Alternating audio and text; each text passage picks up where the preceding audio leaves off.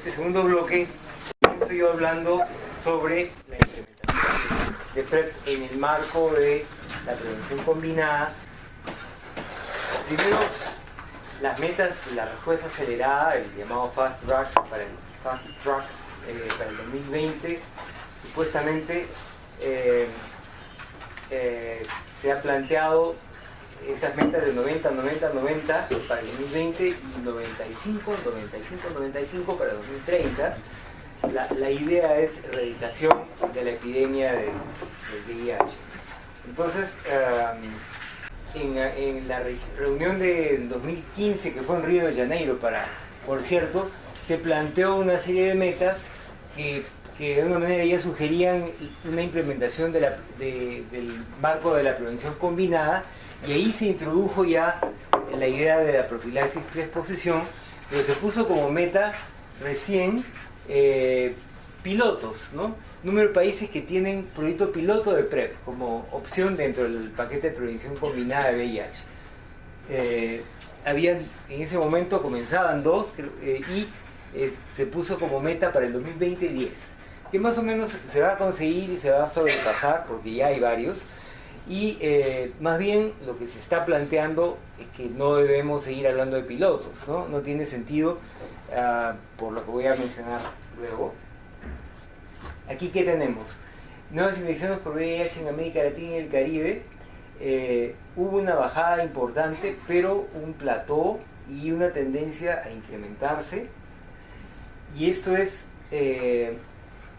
América Latina, mujeres adultas y hombres adultos. Vemos que desde el 2005 hasta el 2015 hay un incremento de la epidemia en hombres, mientras que en mujeres hay una leve tendencia a la disminución, ¿no? Entonces, eso nos muestra que pese a todo a la disponibilidad de varias, tratamiento como prevención y varias otras herramientas, la prevención en hombres no ha mejorado, por lo menos hasta ahora, y digamos, faltaban cosas, ¿no? De hecho, había una claridad del menor uso de preservativos.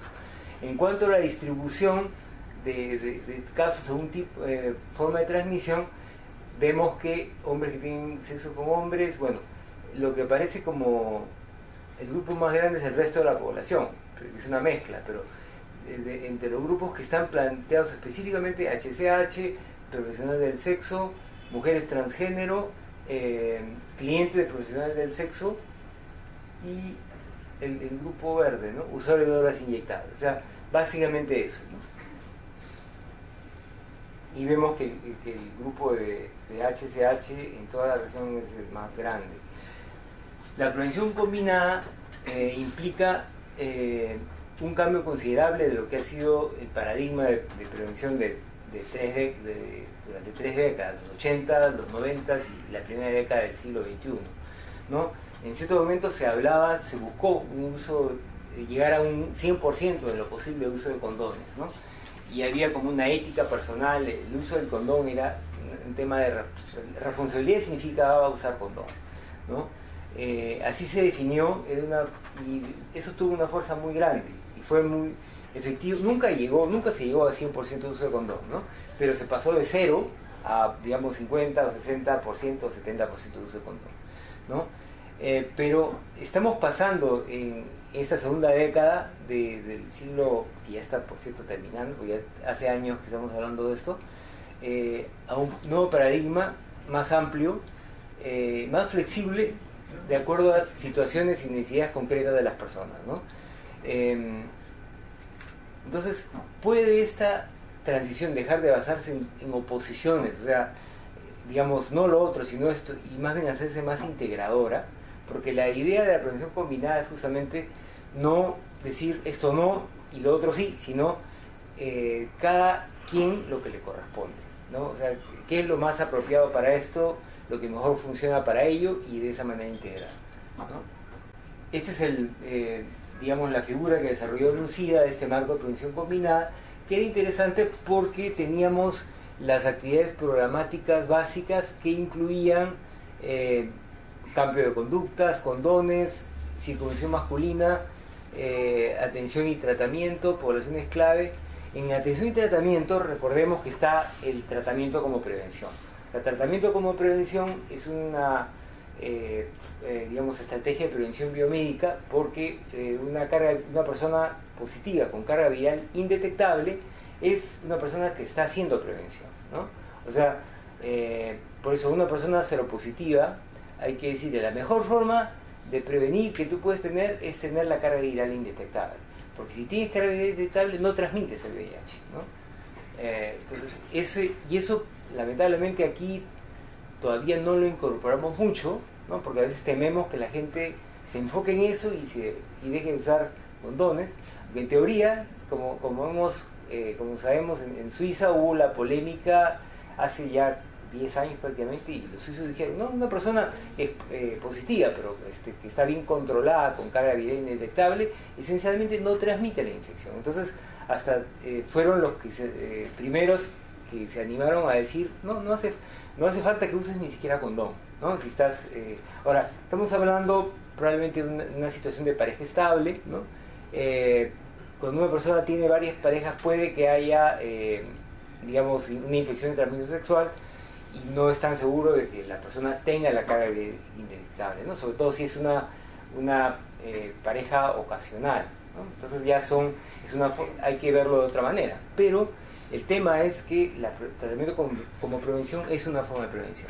En todo caso, esto que dice Basic Program Activities, actividades programáticas básicas, son esta combinación de prevención biomédica y prevención comportamental, de comportamiento. Y lo que estaba afuera se llama Critical Enablers, ¿no? Facilitadores críticos, que es lo que corresponde a los factores estructurales, ¿no? Que incluían lo social, ¿no? Ahí dice abogacía y compromiso político, leyes políticas y prácticas protectivas, movilización comunitaria, reducción del estigma, medios masivos que apoyen respuestas locales, ¿no? Para cambiar el entorno de riesgo. Y los facilitadores programáticos, ¿no? Diseño y entrega de tratamiento centrado en la comunidad o de programas centrados en la comunidad, comunicación programática, manejo de incentivos, tal vez producción y distribución, investigación e innovación, etcétera. Son como que factores que se consideraban importantes a nivel de los programas, y no se dejaba de considerar que habían factores ya que iban más allá del VIH o sea, si uno los cambia, no solo actúa sobre el VIH, como decía Antonio. Por ejemplo, protección social, educación, reforma legal, igualdad de género, reducción de la pobreza, reducción de la violencia basada en género, sistemas de salud más integrados. O sea, todo eso también influye y mejora la situación. Pero obviamente no son intervenciones que tienen que ver con SIDA, sino que van más allá, ¿no? Entonces la prevención combinada era programas basados en evidencias en un marco de derechos con una perspectiva comunitaria que incluyen intervenciones biomédicas, conductuales y estructurales priorizadas según necesidades de prevención de VIH de individuos y comunidades para lograr el mayor impacto posible de forma sostenida en la reducción de la incidencia. Adaptadas a las necesidades y condiciones nacionales y locales, estos programas centran recursos en la combinación estratégica de acciones, de políticas y programas para abordar riesgos y necesidades documentadas. Son sinérgicos, estratégicos, consistentes en el tiempo y en varios niveles, y buscan abordar los riesgos inmediatos y los factores que definen vulnerabilidades y riesgos. En fin, y como componentes, ya los he mencionado probablemente, aquí tenemos la prueba y la consejería. Si bien no son una forma de prevención de por sí, generan en la persona el clima, ¿no?, mental, que digamos, la prueba le permite saber si es negativa y si puede seguirse o debe seguirse cuidando y cómo. La consejería también le abre el camino a la información. Y después tenemos lo que se ha considerado comportamental, preservativos, reducción, cambio de las prácticas sexuales, y lo biomédico, el tratamiento como prevención, la PrEP, circuncisión masculina, los geles y digamos, la protección vaginal, aunque no hay nada que sea totalmente comportamental y nada que sea totalmente biomédico. En realidad todo tiene una combinación de comportamiento, de cambio de comportamiento y tecnología biomédica. La PrEP es eso, la PrEP es una tecnología, pero para que funcione hace falta la conducta, recordar, tomar, etcétera, ¿no? El condón es igual, el condón es una tecnología, pero requiere el componente de conducta, ¿no? Y bueno, lo estructural, la mejora de la situación legal, estima de derechos humanos, incremento de acceso a servicios, mejora de comunicación y empoderamiento comunitario. La PrEP o profilaxis de exposición es el uso de antirretrovirales para la prevención en personas no infectadas. Se toma por vía oral y se utilizan medicamentos antirretrovirales ya ampliamente utilizados, ¿no? Especialmente, la OMS ha recomendado antirretrovirales que contengan tenofovir, ya sea el tenofovir solo o el tenofovir con emtricitabina, en fin, básicamente son esos, ese es el principio que se ha aprobado, ¿no? Ese es el famoso artículo del 2010 de Bob Grant, que fue el primer ensayo clínico del cual se publicó resultados que alimentarían luego la recomendación técnica de la OMS, ¿no? Esa es un poco la evolución de las recomendaciones. En 2012, ¿no? La primera recomendación que se dio para HCH y sus parejas serodiscordantes, ¿no? Promoviendo estudios demostrativos. En 2014 ya una guía consolidada para HCH. En 2015 ya se amplió, ya no fue solo una población específica, sino toda persona con riesgo sustancial, ¿no? Y en 2017 esto se actualizó, ¿no? En 2017 también se publicó orientaciones y herramientas para la implementación, ¿no? Ámbito político, programático, de regulación, clínico, comunitario, ¿no? Aquí está nuevamente la lista de todos los estudios que se han dado, que han sido muchos. En realidad el IPREX que se hizo acá hace 10 años es prácticamente el único que se ha hecho en población de HSH y trans en Perú, Ecuador, Brasil, Tailandia, Sudáfrica y Estados Unidos, ¿no? Y más bien los otros han sido básicamente en poblaciones heterosexuales, en trabajadoras sexuales, solo en mujeres o en usuarios de drogas inyectables de Tailandia, ¿no? Aquí está, bueno, es la recomendación del 2016 como oferta de prevención adicional, ¿no? Porque no se trata, y eso es una cosa importante, por cierto,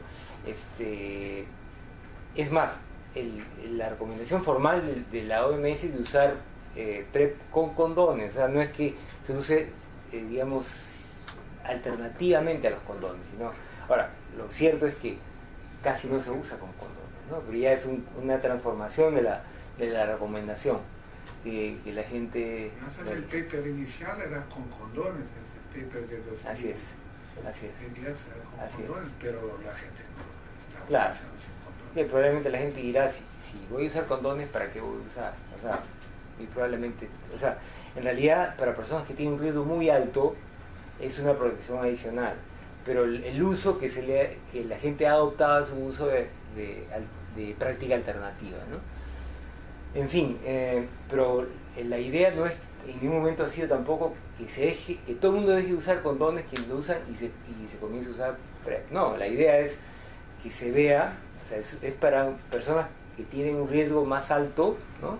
Y que esas personas lo usen de manera adicional, ¿no? En todo caso, si lo han reemplazado, pero no es que todo el mundo va a usar, ¿no? O sea, en ningún momento eso no sería sostenible, no sería eficiente, sería problemático, ¿no? En fin, y riesgo significativo, en general lo que se dice es que es una incidencia de VIH de 3 casos de infección por 100 personas año de observación, ¿no? Vemos que en los varios estudios, las tasas de, ¿no? La penúltima columna de la derecha, las tasas han variado, ¿no? Pero vemos que en general, en la mayor parte de estudios eso se ha visto. En los últimos, que fueron muy exitosos, el PROUD en Inglaterra y el HyperGay en Francia, las tasas de incidencia eran altísimas. ¿no? 8 y 6. 9, Así es. 6, En fin, y la eficacia ya sea... La eficacia depende muchísimo de la adherencia, ¿no? Digamos, cuando una población tiene una adherencia baja, la eficacia va a bajar, porque van a haber personas en ese grupo que no están protegidas. Entonces, en realidad,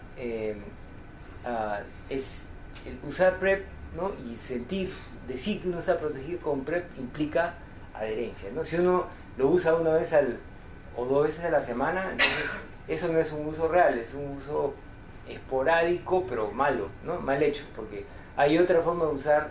El estudio francés, el Hypergay, planteó un uso, digamos, centrado en eventos, ¿no? No usarlo todos los días, sino usarlo, ¿no? Un régimen, dos pastillas las 24 horas anteriores a un encuentro, una tercera pastilla a las 24 horas y una cuarta pastilla a las 48 horas, ¿no?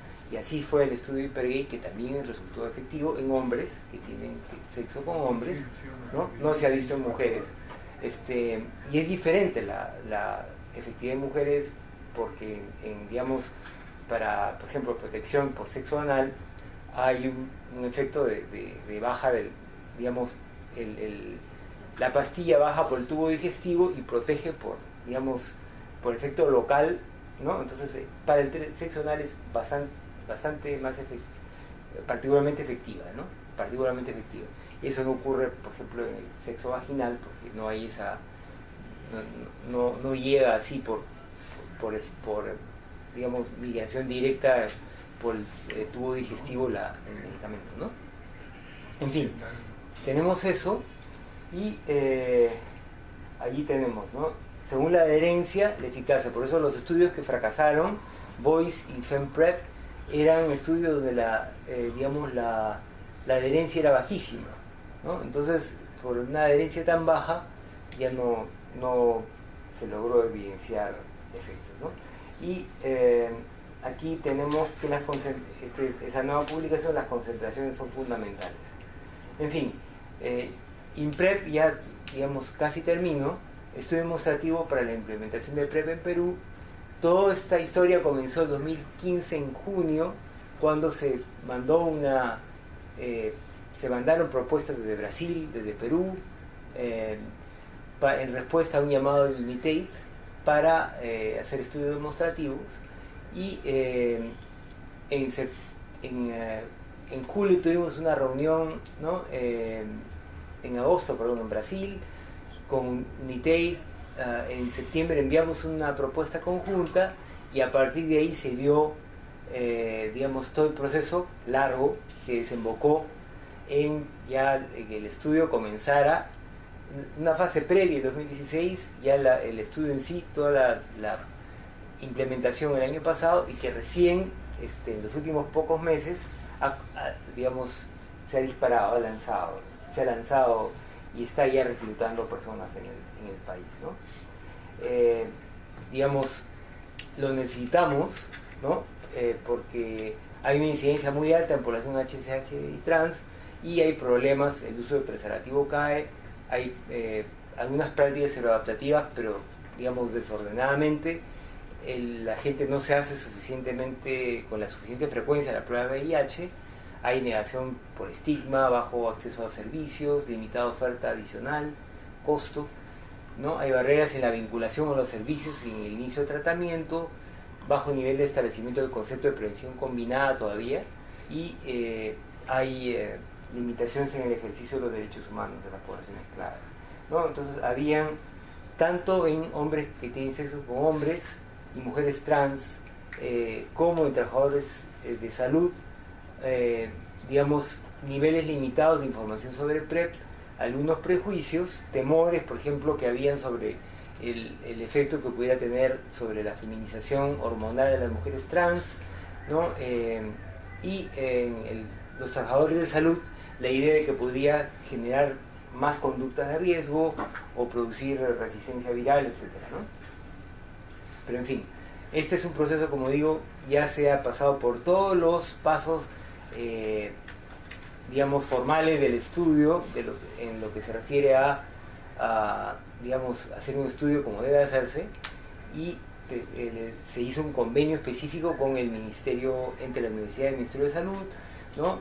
De hecho, el INS, coordinaciones con cada establecimiento, los que participan dentro del estudio a nivel nacional, coordinaciones con cada direza y jereza, ¿no? Con las redes de servicios, ¿no? Y finalmente asegurar que cada establecimiento tuviera las condiciones como para desarrollar el estudio, ¿no?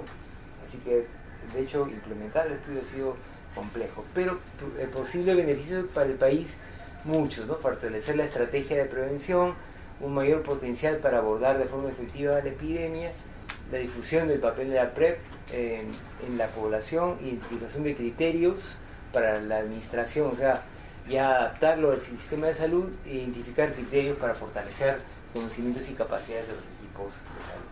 Yo creo que ahí me quedo y doy la palabra a Angélica, que continuaría hablando más específicamente del estudio.